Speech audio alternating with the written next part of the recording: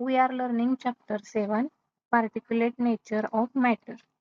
या चॅप्टरचा हा आपला थर्ड व्हिडिओ आहे, थर्ड पार्ट आहे. या आधीचे जे 2 पार्ट झालेले आहेत त्याची लिंक डिस्क्रिप्शन बॉक्समध्ये दिलेली. You can check it. In previous part, we learn 3 states of matter: solid, liquid, and gaseous. Now in this point, we will learn how does the interparticle spacing differ in 3 states of matter. म्हणजे मॅटरचे हे जे 3 states आहेत, solid, liquid आणि gaseous, तर त्याच्यामध्ये हे inter particle space जे आहे ते कशा पद्धतीनं तिन्ही ह्याच्यामध्ये स्टेजेसमध्ये वेगवेगळं आहे. What role does the interparticle spacing play in determining the properties of each state, solid, liquid and gas? आता हे जे इंटरपार्टिकल स्पेस आहे ह्याचा एक रोल प्ले करतं कशामध्ये, हे जे 3 सॉलिड, लिक्विड आणि गॅस आहे ना ह्याच्या प्रॉपर्टीज डिटरमाइन केल्या जातात. Let us perform the following activities to find answers to these questions. हे तुम्हाला काही ऍक्टिव्हिटी दिलेली आहेत. Let us experiment. Take a syringe without a needle. Pull the plunger of the syringe outwards in a fully extended position. आता या ठिकाणी एक syringe घ्यायचंय आणि याच्यामध्ये सुरुवातीला आता तुम्हाला याच्यामध्ये वॉटर दिसते, पण हा एक्सपेरिमेंट नंतर आहे. पहिल्यांदा काय करायचंय, सिरिंज घ्यायची, पण त्याला काय करायचं, विदाउट निडल सिरिंज घ्यायची आणि काय करायचंय की हे जे सिरिंज आहे त्याच्यामध्ये पूर्ण आपण काय करायचंय, एअर भरून घ्यायचे. Place your thumb over the open end of the syringe to prevent the air present inside the syringe from escaping. आणि त्याच्यानंतर काय करायचंय, तुमच्या हाताचा एक थंब इकडच्या बाजूला पुढं काय करायचंय, त्याला प्रेस करायचंय, पुढे लावायचंय, म्हणजे त्याच्यामुळे काय होईल, जे एअर त्याच्यामध्ये आहे ती बाहेर जाणार नाही. Push the plunger slowly and steadily inward. त्यानंतर हा जो प्लंजर आहे तो काय करायचा, पुश करायचा पुढच्या बाजूला असं स्टेडीली, स्लोली, हळूहळू पुश करत जायचंय. What do you observe? As you do this, you will notice that the volume of air inside the syringe decreases. आता सपोज ही सिरिंज आहे, तुम्ही या पद्धतीने इकडून जर ते प्लंजर पुढे पुश करत गेला तर यामधली जी एअर आहे ती एअर पुढे पुढे जाणार आहे, कारण की हे जे 2 पार्टिकल आहेत इंटर पार्टिकल त्याच्यामधले जे स्पेस आहे ती कमी कमी होत जाणार, डिक्रीज होत जाणार. ज्या पद्धतीने हे पुढे जाईल त्या पद्धतीने volume of air inside the syringe decreases, त्यामुळे ह्याचा जो व्हॉल्यूम आहे तो कमी होणार, डिक्रीज होणार. What can we say about the behaviour of gas in the syringe? When you compress the air by pushing the plunger, the particles are forced to come closer. म्हणजे एअरचे जे पार्टिकल असेल याच्यामध्ये space जास्त आहे ते काय होणार, हे असे जवळ जवळ येणार, क्लोजर येणार. This shows that the gas particles have a lot of space between them in their natural state.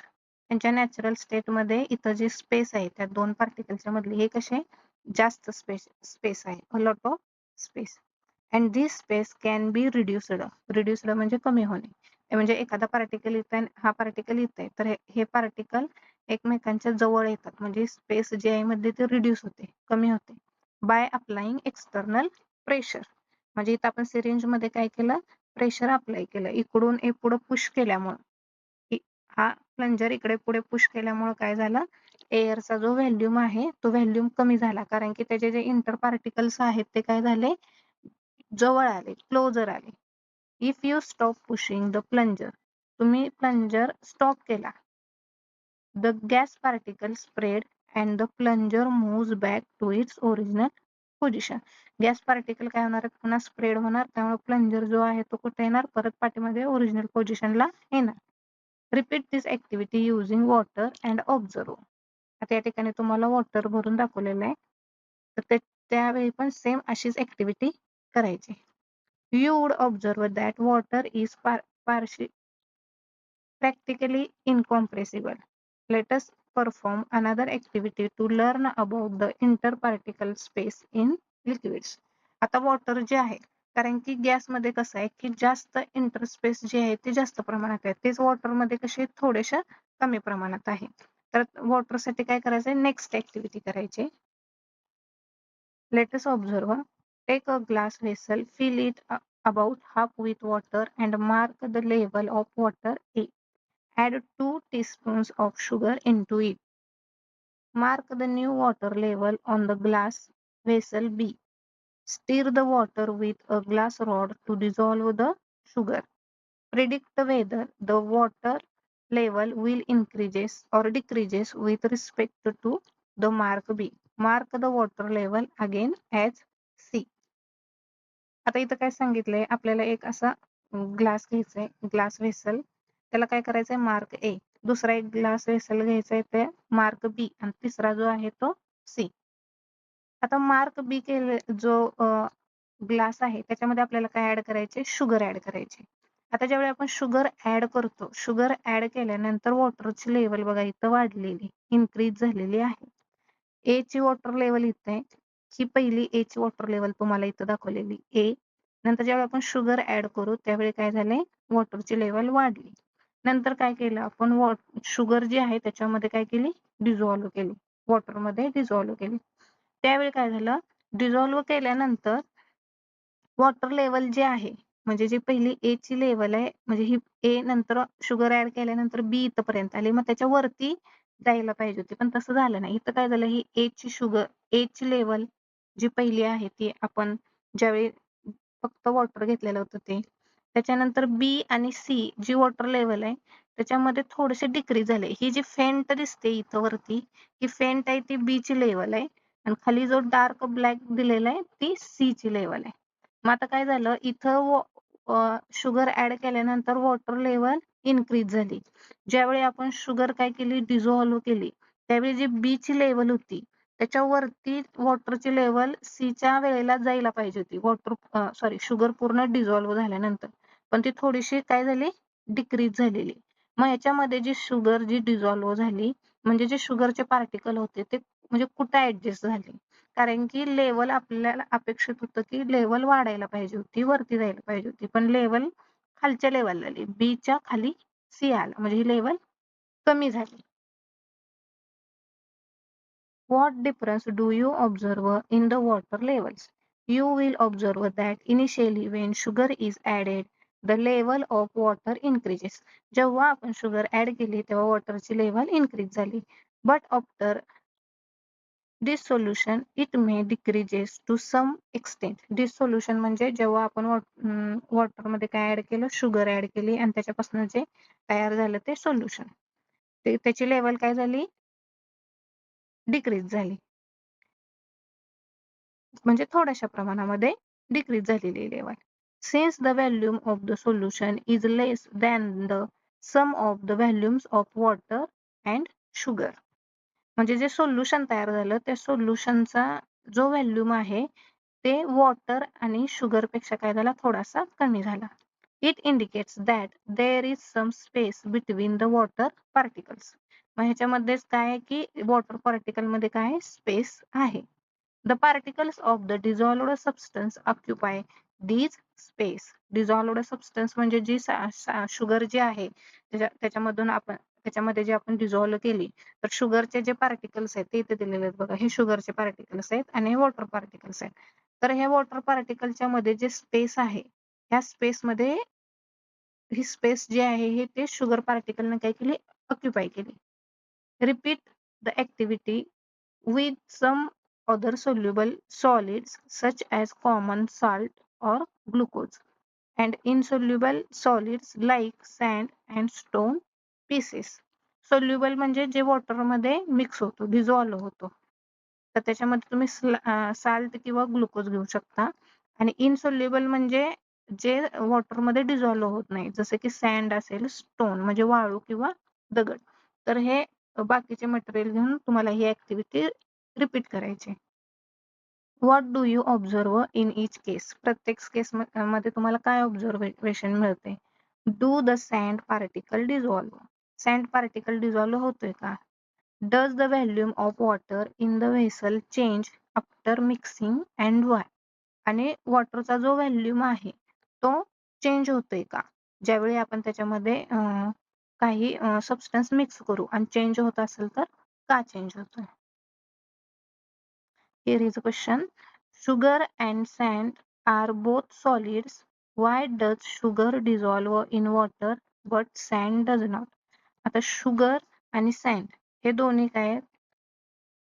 Solid आहेत. पण त्याच्यामध्ये शुगर डिझॉल्व्ह होते आणि सँड म्हणजेच वाळू काय ती डिझॉल्व्ह होत नाही. Sand is a solid that does not dissolve in water. Sand हे काय सॉलिड आहे पण ते वॉटरमध्ये डिझॉल्व्ह होत नाही. When added to water, the sand particles settle down and occupy some space in the container, causing the total volume to increase. आता तुम्ही एखादा कंटेनर घेतला कोणताही आणि त्याच्यामध्ये जर तुम्ही हे केलं पाणी घेतलं वॉटर आणि त्याच्यामध्ये जर तुम्ही एखादा स्टोन टाकला किंवा वाळू टाकली तर ते कुठं जाते एकदम खाली सेटल डाऊन खालच्या बाजूला जाते आणि occupy some space in the container. त्या कंटेनर मधला काही स्पेस काय करते ते ऑक्युपाय करते. What do you think about the interparticle spacing in solids?